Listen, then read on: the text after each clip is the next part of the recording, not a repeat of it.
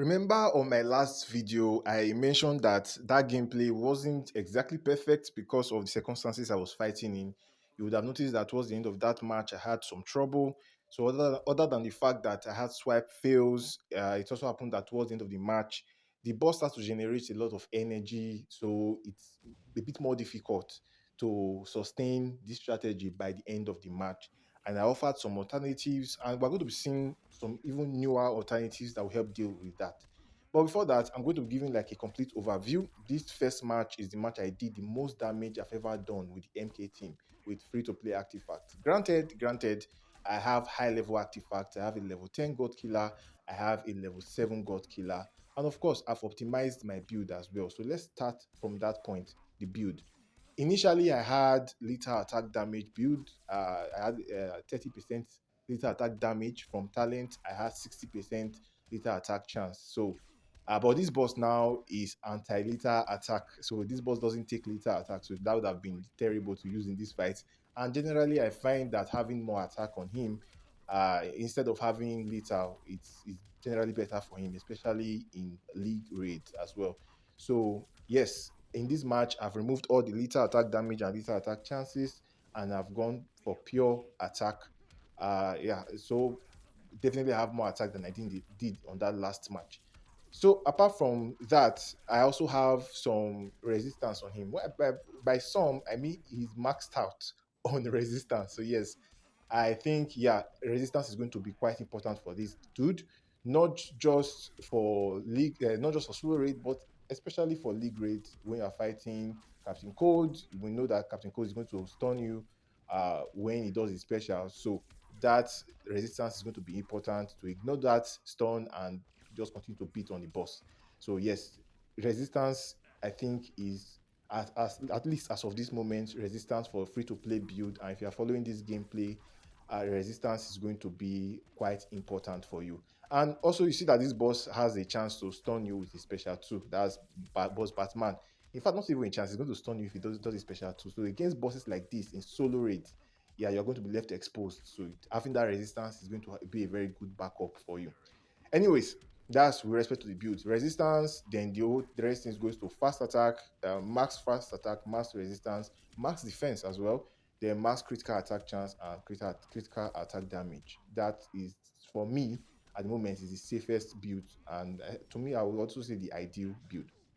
Now, that's for Raiden build. And another thing to take note of is who are you going to fight against? So you will notice that this boss I'm fighting against, I chose him for a specific reason. This boss has this minimum power requirement for special is 4. You can see it on the screen now.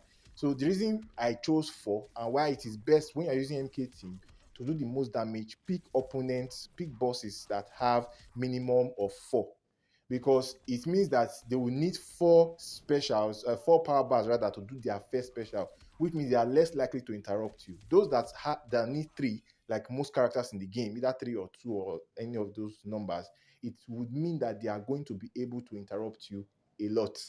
Because especially towards the end of the match when the power generation is increased. Remember, I even told you in the last match, you don't fight opponents that have increased power generation with this team because more quickly you get a boss that will jump and do specials. In this case, I was lucky that the only chance he had, he didn't really use that special. But you won't always be that lucky. So you have the resistance there, so in case he stuns you, most likely nothing is going to happen to you. And also, it takes 4 power bars for him to do a special, so that helps a lot. Now, you can see this setup that is currently on the screen.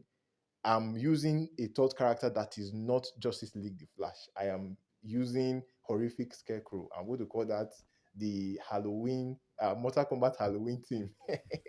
Yeah, anyways, the reason for that is quite simple. Horrific Scarecrow is not good at a lot, but one thing that Horrific Scarecrow can do for you is increase the power bars of the boss by 2. You can see the boss right now, the minimum is supposed to be 4 power bars to do his first special, but now it's going to need 6 power bars. Why is that useful? Well, for those of you that might feel like okay, that is leaving using Justice League Flash is leaving the game to too much of a chance. That's one. Because you know that the last 1 minute the boss is going to have increased power generation and you're going to be in trouble. If you're going to fight against a boss that has increased power generation, I still don't advise it. But if you have coconut head and you want to fight against such a boss, or you want to fight a boss that has 3 bars. To make the game more comfortable, not the most damage, but more comfortable, use Horrific Scarecrow as the third member. In this case, you see that the boss is going to need 6 power bars to do. Against a regular boss, the boss in this case using Horrific Scarecrow is going to need 5 power bars. So a boss that normally needs 3, if you add 2 to it, is going to need 5 power bars to do special. So I find that Horrific Scarecrow is very, very comfortable, especially when you're getting towards the end of the match or if you're fighting a boss that has increased power generation. The caveat of that, of course, is that as the game is comfortable, you're not going to do as much damage. You see that in this match, I'm using battle ranks. I'm not using the full passive of battle ranks. I'm just using the fact that I get 4 hits. But with 4 hits, you see that instead of doing 3 million damage per hit, I'm doing 1.8 million damage per hit. So if I were using DMC instead of battle ranks, I would have been doing 3 million damage per hit, but I would have been doing only 2 hits. So with Flash, I was doing 3 hits. So basically, with Flash, I was doing 9 million damage per hit, that's per fast attack hit. Without Flash and using DMC, I would be doing 6 million damage. That is losing 3 million damage. And with battle ranks, I'll be doing 1.8, but I'll be doing that in 4. So you see that with battle ranks, I'll be doing a little bit more than I will be doing with DMC. But at the end of the day, I'm going to be doing around the same amount of damage. Now, this is not going to be a big deal, which is going to bring me to the final point with respect to where you use Mortal Kombat in, because at the moment I'm still not able to one shot. As you saw from the first match, I played quite well in that first match, but I was only able to do 1.6 billion damage. Now that is great, but that's still not enough to one shot. And you would have noticed, you would have noticed that I needed to have a level 10 God Killer and a level 7 God Killer to get to 1.6 billion. So maybe if I have 2 level 10s, or maybe if I'm able to take my Scorpion to 5 stars or 6 stars, then that would be a one shot. But across all solo raids, you're not going to have that opportunity. So still, for free to play, the best place to use Mortal Kombat team is as the second cleanup team. So you would use your health reduction team first, and even if you have 1 billion health left, MK team can clear. If you have 800 million health left, MK team can clear. If you have 500 million health left, MK team can clear. I hope you catch my grit. You get where I'm going with this. So this MK team is still best used as a clearance team, especially depending on the amount of support you have. But even for me that have a level 10 and a level 7 God Killer with a 4-star Scorpion, I'm still able to do it by 1.6. Maybe with even better gameplay, I could have squeezed 1.7, maybe even 1.8, but still not going to one shot with that. I still need to improve both the supporting artifacts and also improve the star rating of my Scorpion. So yes, this team is the second team you use after you do your health reduction team, and it is basically guaranteed to clear whatever health below 1 billion is going to be left on the opponent. So that brings me back to the point that you want to be more comfortable if you are just doing clearance.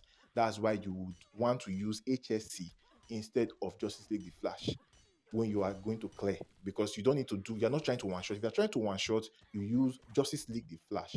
If you are not trying to one shot, you use Horrific Scarecrow instead, and you have a very nice time against bosses that have 4 power bars requirements to do their first special. Is going to be super easy, barely an inconvenience.